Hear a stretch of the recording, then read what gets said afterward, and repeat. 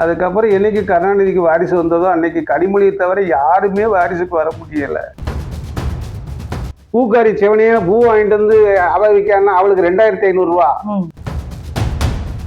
மருத்துவத்துறையில மத்திய அமைச்சராக்கி அத்தனையும் பார்த்துட்டு அவர் உட்கார்ந்து அழுகிறாரு.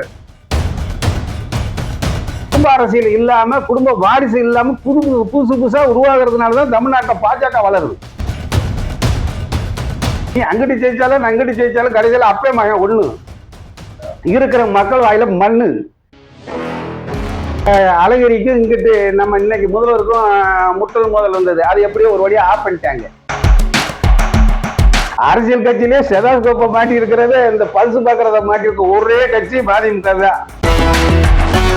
எனக்கு முடியும் இல்லையா அப்படின்னு விடுறா மகனை, முடியலாதவங்க தாண்ட முடிசூட முடியும் அப்படின்னாங்க.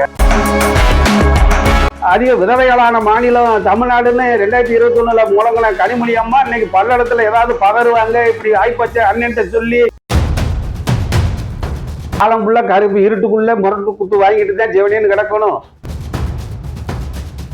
மாநிலத்துக்கு மாநிலம் ஒரு குடும்ப அரசியல் போய்கிட்டு இருக்கு. இங்கேயும் கும்மி அடிச்சுக்கிட்டு இருக்கிறாங்க.